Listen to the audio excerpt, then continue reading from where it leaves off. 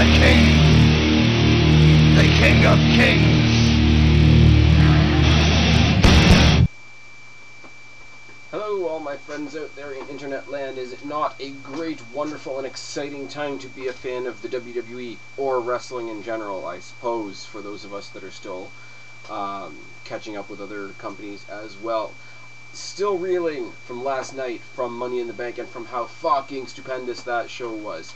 Take off the big guy match, take off the Diva match, and you could have had a 4-match pay-per-view that people would have paid bank for. Oh yes, and did we not continue that wave of fucking stupendousness right into Raw tonight? That's right, this is your July 18th Raw review, subtitled as The Passing of the Torch. And if you haven't seen Raw yet, don't watch this video yet, go catch your replay of Raw. For those of you that have, you know exactly where the name comes from, but let's start where we always start, right at the beginning, right where we should. Okay, show opens up. Vince is all mad at John Cena. Vince is bad at CM Punk. Nobody's even allowed to utter the name CM Punk in his presence ever again. Da-da-da-da-da. WWE cannot be stopped. WWE is bigger than any one man. We can go on. We can create a million other John Cenas if we want to. Says we're going to start an 8-man tournament. New WWE champion. Seems a little abrupt, but you know what? It works, especially when you see who he's got in the tournament, with the possible exception of Rey Mysterio. Alright. Round 1. Didn't waste... Sorry, guys. Itchy face. Sunburn from the weekend. Deal with it. Round 1 is... we relive once again the Miz-Alex Riley rivalry. These guys are incapable of pulling off a horrible match. I'm pretty damn sure of it. The story for the bulk of this match is Miz selling his knee injury from last night, which he does stupendously from start to finish. The number one moment that stuck out of this match for me, Alex Riley, it's not his finishing move, because it was sort of midway through the match, but he pulled off an absolutely disgusting looking neckbreaker. I don't know what it's called. To be honest, the only time I've ever seen it done the way he did it tonight was actually in video games, where it looks like he's going to do a reverse DDT, but instead grabs him by the back of the head and pulls him back of the head first across the knee, and he absolutely fucking ragdolled the Miz. Miz does, sort of bulk up and get a comeback going, and he does actually get the win in this round 1 match. No bullshit. Clean victory. Miz beats Alex Riley. For how good Alex Riley looked in this match, it's not going to hurt him any that he didn't win, because at this point I don't think anybody would believe Alex Riley as a world champion. No offense to him, but he broke off from the Miz, what, like 2 months ago? That would be a pretty steep climb to claim your fame there, so no problems with that one whatsoever. We have a John Morrison package, a John Morrison highlight reel. John Morrison's been injured. Hey, he's coming back soon. Hey, we're going to remind you of what he can do. No problem with that whatsoever. Second round 1 match is R-Truth versus Jack Swagger. Did anybody want Jack Swagger to advance in this at all? No? Good. Me neither. R-Truth wins. Didn't write anything else down because Swagger is kind of irrelevant as far as I'm concerned. To anybody that disagrees, I'm sorry, the box is down there for a reason. Use it. But R-Truth, my man R-Truth, does go on, does he not? Del Rio versus... who the hell did Del Rio face in the first round? I didn't even write it down. Del Rio versus Kofi Kingston, right. Alberto Del Rio comes out, brags about winning Money in the Bank. Fine, sure, no problem. Puts down CM Punk and John Cena, says he's going to be the new face, the new hero of the WWE when he wins this tournament and becomes the new WWE champion. Then announces that Ricardo is back. I don't even really know why, but I marked out for the return of Ricardo Rodriguez, because it's just fun more than anything. What was annoying on SmackDown to me is becoming very, very commonplace and very, very acceptable to me on Raw. I can't say that I even understand my own reasoning behind that, but that's just as honest as I can be. Kofi Kingston gets the surprise roll-up victory on Alberto Del Rio, which I don't mind, because I'm gonna explain later on. But I don't mind that, because I don't think it hurt Del Rio at all, did it? No.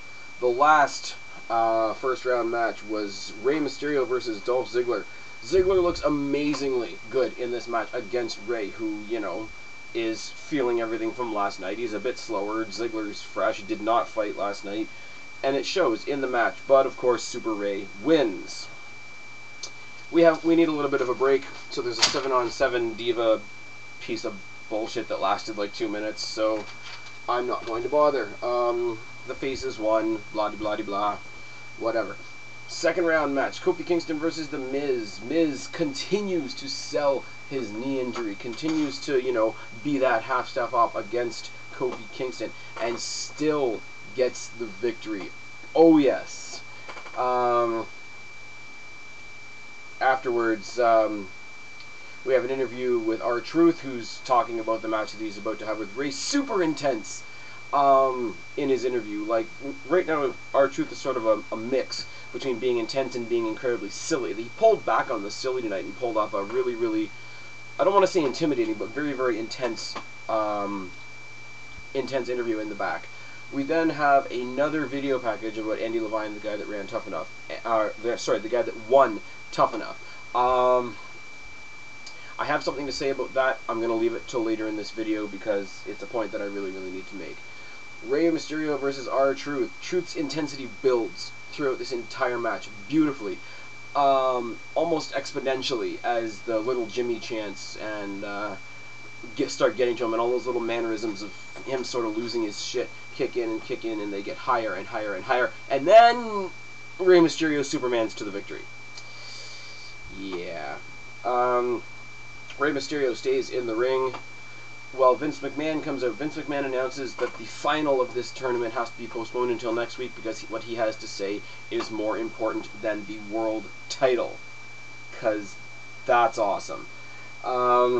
Reminds everybody once again, nobody is bigger than the WWE. No one person is bigger than the WWE. Nobody can stop the WWE, which pretty much means he's saying nobody can stop me, nobody's bigger than me, I'm the shit, and all that.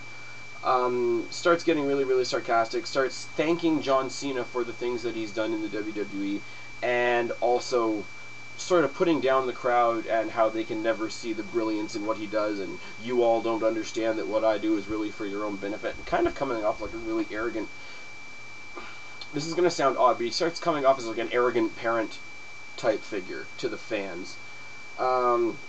Cena comes out, tells off Vince for trying to make him the next Shawn Michaels, as in other words, being part of the next great screw job, saying he'd rather be fired than carry around the rest of his life being the guy that screwed Punk, and looks Vince square in the face and says, I love your company, but I love wrestling, and if you fire me, I'll go work for the next company, brother. Which Stu fucking Pendis. Since the Punk thing started, my respect for John Cena is growing a little bit as a character. In the ring, he's still boring as shit, other than last night, which he pulled out of his ass. But most of the time in the ring, he's shit. His character, however, is gaining a lot of credit with me, if that makes any sense. Vince is about to fire Cena when doesn't Triple H come out, looking very, very serious, very, very nice in his suit and tie. You know, he's even announced by Vince as, you know, one of the greatest ever, and hey, he's also one of, happens to be my son-in-law. I can speak, I swear. Why is Skype going off now? Anyways, Triple H comes out and says, we need to go to the back, you need to know some things. I tried to get out here before you came out here, but we need to go talk. And Vince, you know, who's all pumped up on adrenaline and everything else, is like, no, we got microphones, whatever you got to say, you can say it right here. And he announces that there was a board meeting that Vince McMahon was not aware about, that there was a vote of a unanimous vote of non-confidence in the board meeting. And I'm just sitting here, I'm like, give me what we want. Give me what we want. They're concerned about Vince's decisions as of late and his decisions as to the direction of the company. Give me what I want. Give me what I want to hear. There's an injunction keeping Vince from his current duties, and the entire family also unanimously agreed on it. Give me what I want. Give me what I fucking want. Give me what the YWC wants. Give me what the WWE Universe wants. He says, somebody else has been given your job, Vince, and I don't know how to tell you this, but it's me. He starts crying. Vince starts crying, and he announces, oh, by the way, John Cena's not getting fired. John Cena pops like a little kid in the aisleway, high-fiving everybody on the way back to the locker room, knowing that he's not fired and whatever. Triple H has become the new boss figure in the WWE, and the scene just ends with a very, very prolonged and almost too long shot of Vince McMahon crying in the ring. The one thing I can see them doing with this storyline is Triple H being the one that unseated Vince. Triple H will be the one to sit down with CM Punk and convince him to come back to WWE and thus bring the WWE title back. That's what I see happening. But that will totally undermine the entire tournament they just did tonight, which would kind of suck in the long run. Anyways, that is your review. That is everything that happened. Scores, fails, and MVPs. Oh, yes. What I like about this was the outcomes of most of the matches in the tournament tonight were not determined by whether somebody was a face or a heel or what their usual mannerisms is. Faces get legitimate victories, heels get, sketchy bullshit victories. Truth and Miz specifically were booked strong, and their victories were both clean, which was refreshing because it shows, yeah, even though they're bad guys, they are still forces to be reckoned with in the WWE, and that little reminder isn't there a lot. Also, Miz does a tremendous, tremendous job in both of his matches tonight, selling the injury from last night. I don't know whether that lends to it being a little bit legitimate, or whether he just brought his A-game as far as selling tonight. Either way, awesome. Like I say, I marked out for the Ricardo Rodriguez return because there's something extra in Alberto Del Rio, in his presence in the ring, when he's got his little sidekick guy beside him. I can't put my finger on it, but whatever. You guys know I'm not a huge fan of, sorry. There we go. Not a huge fan of Rey Mysterio. Especially, with his cartoon-esque, personality and all that shit. The outfit he came out with tonight was very, very reminiscent of the members of Kiss, and it actually looked pretty cool. So I will admit that, and I will toss it on the scores for tonight. Speaking of outfits, Vince McMahon, possibly on his last night on Raw, comes out in a pink suit. I have to give a score to Vince's pink suit because it takes a very, very specific and special individual like Vince McMahon to come out on worldwide television and get away with wearing a pink suit. Oh, yes it does. Would you do it? I wouldn't. I know that for damn sure. On the other hand, I wouldn't wear a suit in general. I'd go out in trips and a t-shirt, probably. A Edge shirt. Anyways. Fails. As much as I loved the tournament tonight, I loved how most of the things went in the tournament tonight, I loved the concept to begin with, it does undermine the importance of the WWE title a little bit, doesn't it? It's like, hey, this guy just went off with our title, we'll fabricate a new one. That's the feeling. I wanted to avoid that feeling. I wanted to pretend that I didn't feel that way because the tournament was good, but it's just like, the title and the title holder just left. Oh, we'll make another one. Out of what we've got left is what it felt like.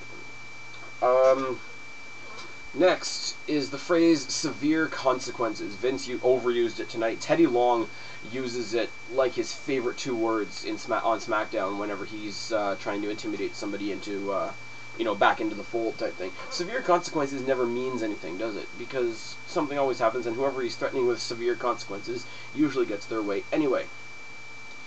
The Rock Cena story. Cena wasn't on the show at all until the very end. The Rock isn't going to be on the show until he makes another appearance at a pay-per-view. Every single tournament match tonight was overdubbed, overtaken by the commentators with conversation about what Cena's saying on Twitter, what The Rock is saying on Facebook, what does this mean for WrestleMania, da-da-da, giving absolutely no credence whatsoever to the importance of what was going on in the ring that night. Pissed me off a lot.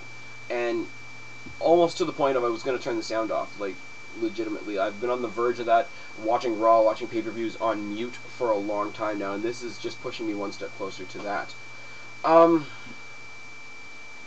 All 8 guys that were in the Money in the Bank ladder match last night were in this tournament, except for Evan Bourne, which is fine. They took out Evan Bourne, they tossed in Dolph Ziggler. Dolph Ziggler deserved to be in this tournament. For sure. Not only is he the U.S. champion, not only does he deserve a big push, but he wasn't in the pay-per-view last night, so he definitely deserves to be in the tournament. No word of a lie. But if you were going to take somebody else out of those 8 and put him in, you should have taken Alberto Del Rio out, because he's got way too many kicks at the can already, doesn't he, as far as being champion. He's got his #1 contendership that he earned a couple weeks ago on Raw with the triple threat match. So that's one opportunity that he has in his pocket. He's got the Money in the Bank briefcase, which is another opportunity sitting in his back pocket. He doesn't also need to be in the tournament for the WWE Championship, because what does he do if he had, theoretically, if Vince hadn't come in and, interrupted it, whatever, if he had won the tournament, what would he have done with that #1 contender slot and that Money in the Bank briefcase? Like, would he have taken it to the first time he loses, defending the title, and cashed in the Money in the Bank on whoever just beat him?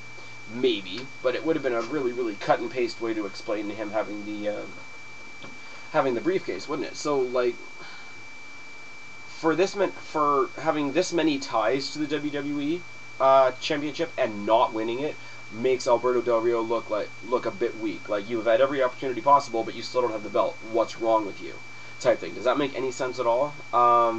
He lost in the tournament, which doesn't make me feel bad. This is why him losing in the tournament doesn't make me feel so bad, because he's got those other 2 kicks at the can. But please, this is just how I see it, you know, shoot it down in the box if you disagree or if you agree. It's nice to hear when people agree with me too. Not that he would have won, but like I say, I would have liked to have seen Evan Bourne in this tournament, because he could have played strong up until like the semifinal and then lost out to somebody else and at least made a good showing of himself. Okay, here we go. The Andy Levine promo video that I mentioned earlier. They're showing, you know, where he come from and this and that and whatever, and you know, everybody loves a rags to riches story. I'm no different. I can respect it, whatever, but they're really, really over-pushing. Look at this shitty place that he came from. Look at all these horrible things that he came from. Look at these, you know, there were all these drug dealers around back in the day, and da-da-da-da-da, and I had to be tough all the time. They're over-pushing his meager, shitty beginnings so far that people are going to get sick of hearing it before he gets a chance to debut in the WWE. I say that very carefully, because we all want to know where the guys come from. They all want to have a little context and all that, which is great. But I really, really, really think they're over-pushing it with Andy Levine.